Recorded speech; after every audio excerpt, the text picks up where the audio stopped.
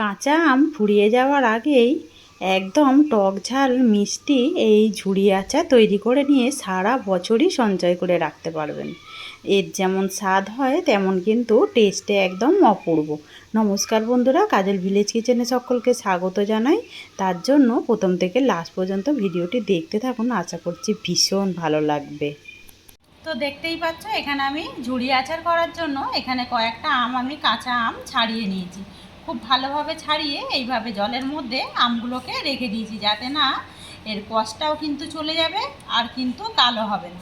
এবারে আমগুলোকে কেটে নেওয়ার পালা। তার জন্য আমি এখানে একটা বটি নিয়ে নিলাম। এই আমগুলোকে একটা করে নিয়ে নেব। নিয়ে ঠিক দেখতে পাচ্ছ আমি এই সাইড দিয়ে এইভাবে আমগুলোকে একটু এইভাবে আগে কেটে নেব। ঠিক এইভাবে ধরেছি, দেখতেই পাচ্ছ। আর এই আচারগুলো একদমই তেল ছাড়া হয়ে যায় আর খেতে কিন্তু ভীষণই সুন্দর হয়। এবারে আমি এই যে এইভাবে কেটে নিয়েছি, দেখতে পাচ্ছ কিভাবে কেটে নিলাম। এখানে একটা থালা রেখে দেব। এবারে আমগুলোকে এইভাবে আমি পাতলা পাতলা করে কেটে নেব। তোমরা চাইলে কিন্তু এইটা ছুরি দিয়েও কেটে নিতে পারো। আর দেখতেই পাচ্ছ কীরকমভাবে কাটাটা হচ্ছে, কত সহজেই দেখুন। এইভাবে কিন্তু আমরা আমগুলোকে কেটে নিয়েছি। এইভাবে সমস্ত আমগুলোকেই আমি সুন্দর করে আগে কেটে নেব, কেটে ফিরে আসছি। তো দেখতেই পাচ্ছ আমগুলোকে আমি এইভাবে সুন্দর করে টুকরো টুকরো করে কেটে নিয়েছি। একদম যেইভাবে আমরা ঠিক আলু ভাজা ভেজে থাকি সেইভাবেই কেটে নিতে হবে। এবারে এর মধ্যে আমি দিয়ে দেব সামান্য একটু লবণ। মানে এখানে 500 গ্রাম আমি আম নিয়েছি, যেহেতু এখানে লবণ দিয়ে দেব হাফ চামচের থেকেও একটু কম। দিয়ে দিলাম লবণ আর দিয়ে দেবো এখানে চিনি। তো এখানে আমি 250 গ্রাম মানে ওই ধরতে পারো 300 গ্রাম চিনি নিয়েছি। চিনিটাও আমি সবটাই এর মধ্যে দিয়ে দেব। তো দিয়ে দিলাম এখানে চিনি। এবারে সমস্ত উপকরণগুলোকে খুব ভালো করে আমি মিশিয়ে নেব। এইভাবে সুন্দর করে মিশিয়ে নিলে আমগুলো কিন্তু একটাও একদম ভেঙেও যাবে না, সুন্দরভাবে হবে আর খেতে ভীষণই ভালো লাগে। আর একেবারেই এটা তেল ছাড়া আমটা যেহেতু আমরা রান্না করছি, খেতে টক ঝাল মিষ্টি লাগে। আমটার সঙ্গে চিনিটা কিন্তু ভালো করে মিশিয়ে নিলাম। এর থেকে কম কিন্তু চিনি দেওয়া যাবে না। আমগুলো কিন্তু এখন যেহেতু কাঁচা প্রচণ্ড টক হয়। আর এর মধ্যে চিনিটা কিন্তু 300 থেকে 250 মানে যতটা আম নেবে তার থেকে অর্ধেক কিন্তু চিনি দিতে হবে। এবারে সমস্ত চিনি আর লবণটাকে আমের সঙ্গে মিশিয়ে নিলাম। এটাকে ঢাকা দিয়ে এখন 2 ঘন্টার জন্য রেস্টে রেখে দেব। আগে একটা মশলা করে নেওয়া যাক। তার জন্য আমি এখানে নিয়ে নিলাম 2টো শুকনো লঙ্কা। লঙ্কাটাকে 1 মিনিট একটু ভেজে নেব, একটুখানি জাস্ট নাড়ানাড়ি করে নেব। লঙ্কাটাকে দিয়ে আমি একটুখানি ভাজা করে নিলাম।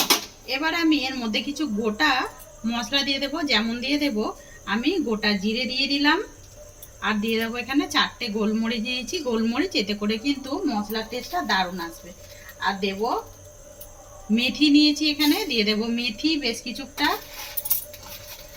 যেহেতু আমি 500 আম নিয়েছি, এই মশলাটা কিন্তু যথেষ্ট। এবারে এর মধ্যে দিয়ে দেব আমি গোটা ধনে। এবারে একটা তেজপাতাকে ফাটিয়ে নিয়ে শুকনো খোলায় খুব ভালো করে মশলাটাকে ভাজা ভাজা করে নিতে হবে, যাতে করে না পুড়ে যায়, তাহলে কিন্তু মশলাটা তিতো হয়ে যাবে। এখানে মশলাটাকে আমি হালকা একটু ভেজে নিলাম। এবারে এটাকে আমি নাবিয়ে নেব। এখানে একটা বাটির মধ্যে সমস্ত মশলাটাকে নাবিয়ে নিলাম, একটু ঠান্ডা করে নেব। অপরদিকে আমটা এবারে দেখে নেব। তো এখানে আমি একদম 2.5 ঘন্টা মতো, 2 ঘন্টা বলেছিলাম, 2.5 ঘন্টা মতো ভিজিয়ে রেখেছিলাম। এতে করে চিনিটাও যেমন গুলে গেছে, আমগুলো দেখতে পাচ্ছে একদম গোটা গোটা হয়ে গেছে। এর মধ্যে কিন্তু একদম রস টেনে নিয়েছে, একটা মিষ্টি ভাব যে হয় সেটা কিন্তু টেনে নিয়েছে। আর এইগুলো কিন্তু একদম ছোটা ছোটা রয়েছে। এবারে অপরদিকে গ্যাস কিন্তু জ্বালাই রয়েছে। এরই মধ্যে দিয়ে দেবো আমি সমস্ত আমটা এইখানে। এবারে অনবরত এই আমটাকে এই চিনির শিরার মধ্যে একদম নাড়াচাড়া করতে হবে, যাতে করে সমস্ত জলটাই কিন্তু শুকিয়ে যায়। আর গ্যাসটাকে আমি জোরেই রেখেছি। তো দেখতে পাচ্ছ বেশ 2 মিনিট মতো নাড়াচাড়া করাতে এখানে কিন্তু যেই জলটা বেরিয়েছিল আম থেকে, সেই জলটা একেবারেই অনেকটাই মরে গেছে। এইভাবে কিন্তু একটু 2 মিনিট মতো নাড়াচাড়া করে নিতে হবে, একটু হালকা হাতে। তো যাতে করে একদম আমগুলো বেশ এরকমই গোটা গোটা থাকে, তাহলে কিন্তু দেখতেও ভালো লাগবে, খেতে আরও বেশি ভালো লাগবে। এরকম ঝুড়ি আচার মানে যেমনই টক মিষ্টি ঝাল সবটাই স্বাদ পাওয়া যাবে এই আমের মধ্যেই। আর এই আমটা, কাঁচা আমটা ফুরিয়ে যাওয়ার আগেই কিন্তু এরকম একটা আচার যদি আমরা করে রাখি, তাহলে কিন্তু আমরা বেশ অনেক দিন পর্যন্ত খেতে পারি। তো দেখতে পাচ্ছ অনেকটাই কিন্তু আমটা একদম ঘন হয়ে এসেছে। এবারে এই কাঁচা আমের কালারের জন্য আমি একটু ফুড কালার ব্যবহার করব। এখানে আমি আমের যে একটা কাঁচা রং হয় সেই রংটাই আমি এখানে ব্যবহার করছি, সবুজ রং দিয়ে দিলাম একটু ফুড কালার। তো দেখতে পাচ্ছি এতে করে কিন্তু একটা কালার আসবে সুন্দর। এখানে আমি 3 ফোঁটা মতো দিয়ে দিয়েছি, দিয়ে একটু মিশিয়ে নিলাম। এবারে সমস্ত আমটাকেই এর সঙ্গে মিশিয়ে নিতে হবে, আমের সঙ্গে কালারটাকে মিশিয়ে নিতে হবে। তোমরা চাইলে কালারটা বাদ দিয়েও কিন্তু এই রান্নাটা করতে পারো। এতে করে দেখো কত সুন্দর একটা কালার এসেছে, একদম কাঁচা আমের যে একটা কালার হয় সেইটা কিন্তু আমের মধ্যে এসে গেছে। এবার আমি এখানে যে মশলাটা করে রেখেছিলাম সেই মশলাটা এখানে দিয়ে দেব। খুব ভালোভাবে গুঁড়িয়ে নিয়েছি, মশলাটা দিলে টেস্টটা কিন্তু দারুণ আসবে। মশলাটা দিয়েও আমি খুব ভালো করে আমের সঙ্গে মিশিয়ে নেব। তো দেখো কতটা সুন্দর দেখতে লাগছে, একদম টক ঝাল এরকম যদি একটা আমরা আমের ঝুড়ি আচার করে রেখে দিই, সারা বছরই কিন্তু এইভাবে রেখে এই কাঁচা আমের খাওয়া যাবে। তো এবারে সারা বছর কিভাবে রাখবেন সেইটাও আমি বলে দেব। তো তার জন্য এবার আমি এখানে দিয়ে দেব 1 চামচ ভিনিগার। যে চায়ের চামচ হয় সেই চামচের 1 চামচ দিয়ে দিলাম ভিনিগার। ভিনিগার দেবার কারণে সারা বছরই এই আমটা একেবারে থাকবে, কিন্তু একেবারে আচারটা খারাপ হয়ে যাবে না। এতে করে এইভাবেই কিন্তু খেতে পারবে। তো দেখো এখানে কিন্তু বেশ অনেকটাই শুকিয়ে এসেছে, আর একটু হালকা নাড়াচাড়া করে নেব। এখানে দেখতে পাচ্ছ একদম আমের আচার কিন্তু রেডি। এরকমই আমি একটু এরকমই গ্রেভি একটু রেখে দেবো, যাতে করে কিন্তু এইটা আরো একটু যখন এটা ঠান্ডা হয়ে যাবে একেবারে কিন্তু অনেকটাই টেনে যাবে। এবার আমি এখান থেকে একটা প্লেটের মধ্যে নামিয়ে নেব।